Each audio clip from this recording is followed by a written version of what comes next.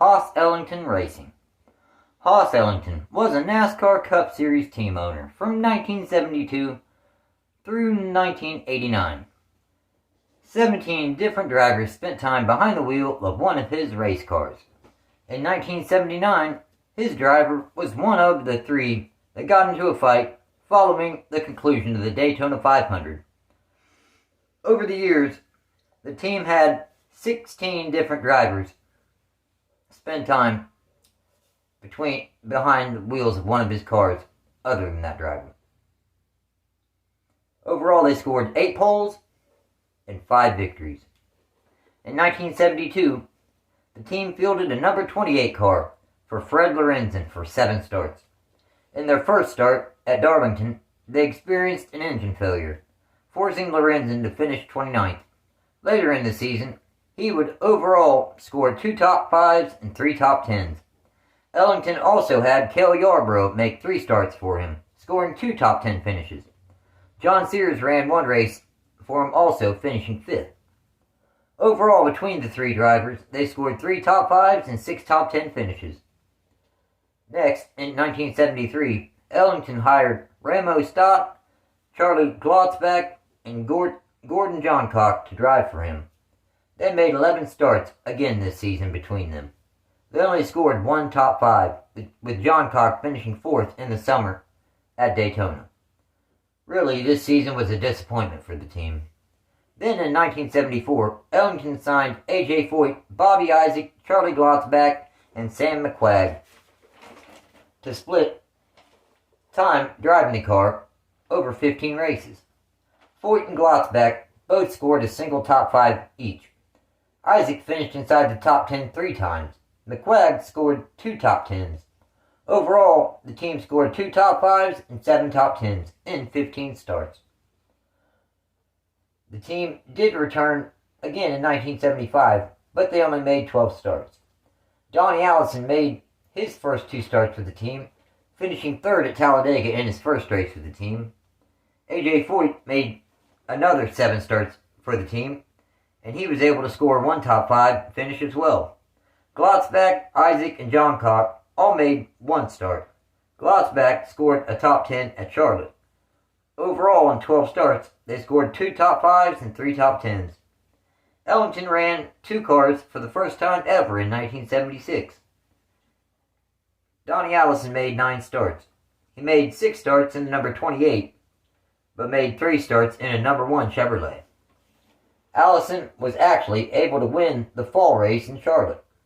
This was the team's first victory. A.J. Foyt made 5 starts in their number 28 Gilmore Chevrolet. His best start was 1st in the summer at Daytona. His best finish was 4th in the summer at Daytona also. Overall, the team scored 1 pole, 1 win, 3 top 5s, and 6 top 10s. The following season, in 1977, the team hired Allison as their sole driver, and they renumbered their main team car to number 1. Allison made 17 starts in 1977. His best start was 1st 3 times in the spring at Daytona and both Rockingham races. Their best finish was 1st twice, in the summer at Talladega, then in the fall at Rockingham. Overall, they scored 3 poles, 2 wins, 9 top 5s, and 10 top 10s, on their way to still finishing 24th in points, even though they barely ran over half the scheduled races. For the 1978 season, the team brought back Donnie Allison to drive their number 1 Hawaiian Tropic Chevrolet for another 17 starts. Their best start was 2nd in the fall at Rockingham. Their best finish was 1st in the fall at Atlanta. Overall, they scored 0 poles, 1 win, 7 top 5s, and 8 top 10s, finishing 25th in points. Again, barely running over half the schedule. Then there was the 1979 NASCAR Cup Series season, where Donnie Allison was battling Cale Yarborough for the victory at the 79 Daytona 500. With the East Coast buried under a ton of snow and stuck in their homes, watching the first televised flag-to-flag coverage of the Daytona 500. So when Yarborough and Donnie and Bobby Allison all got into a scuffle following the checkered flag, everybody got to see. Their best start in 20 starts with Donnie Allison behind the wheel of the number 1 Hawaiian Tropic Chevrolet was first in the spring at Darlington. Their best finish was second twice, in the summer at Michigan, then in the fall at Dover. Overall, they scored 1 pole, 0 wins, 7 top 5s, and 10 top 10s, still finishing 24th in final point standings. When, again, they only ran a little over half the schedule. Donnie Allison and Haas Ellington parted ways at the conclusion of the season. For the 1980 season, Donnie Allison did start the season with the team, making 3 starts early in the year, with a best finish of 5th in the spring at Rockingham. And then, that's when they actually officially parted ways. They had discussed parting ways at the conclusion of the season. They came back. He made a couple more starts at the beginning of 1980. And then they officially, completely parted ways for good. Now, that number 1 Hawaiian Tropic Chevrolet was then driven by David Pearson for 9 starts. With Pearson, their best start was first in the spring at Talladega. Their best finish was first in the spring at Darlington. This victory would be the final victory for both Pearson and the team. Overall, they scored 1 pole, 1 win, 4 top 5s, and 5 top 10s. The following season, in 1981, the team brought in Buddybaker to drive the number 1 Uno Buick for 15 starts. Their best start was second in the spring at Talladega, and their best finish was second in the spring also at Talladega. Overall, they scored 0 poles, 0 wins, 6 top 5s, and 9 top 10s. David Pearson also made 1 start, finishing 8th.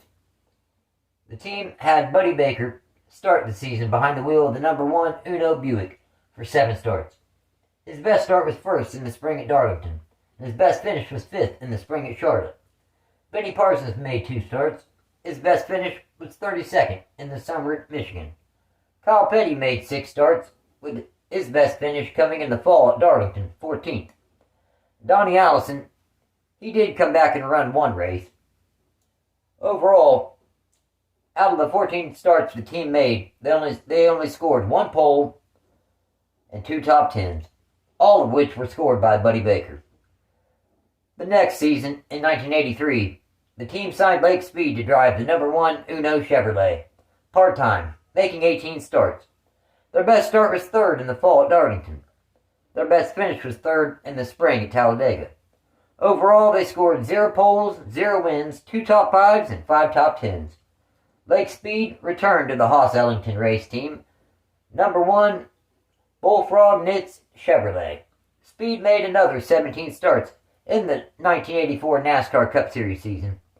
Their best start was second twice, in the spring at Pocono, then in the fall at Darlington. Their best finish was 3rd in the spring at Rockingham. Overall, they scored 2 top 5s and 7 top 10s. At the conclusion of the 1984 season, Speed and Ellington parted ways. Then, in 85, David Pearson returned to the team for 8 races. He drove a number 21 Chattanooga Chew Chevrolet. 6 out of the 8 starts ended in a DNF. Their best start was 2nd in the spring at Darlington. Their best finish was 10th in the summer at Daytona. Davey Allison made 3 starts in a number 1 Lancaster Tobacco Chevrolet. His best finish was 10th. Talladega.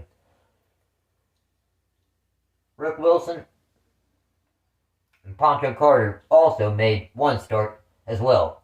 Overall, the team scored 2 top 10s. Now, in 1986, the team signed Sterling Marlin to drive the number 1 Bullseye Barbecue Sauce Chevrolet part-time. He made 10 starts.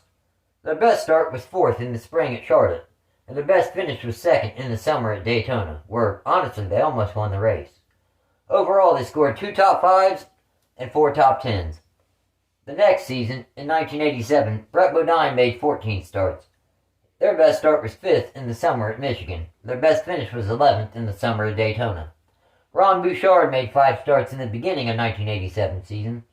Their best start was 13th in the spring at Talladega, and their best finish was 8th in the spring at Darlington. Overall, the team scored only that lone top 10. In 1988, Ellington signed Dale Jarrett to make 8 starts in the number 1 Portaloo Buick. His best start was 11th in the summer at Michigan, and his best finish was 11th in the spring at Talladega. In 1989, the team took an unsponsored Buick to Daytona to attempt to qualify for the Daytona 500, with Doug Huberman driving, but they DNQ'd. After this, they sold their race team. So, in 19 years, they won 8 poles and 5 races, and had, 17 different drivers behind the wheel of one of their cars. Well, that's going to do it for this episode. Thanks for watching, everyone. Take care.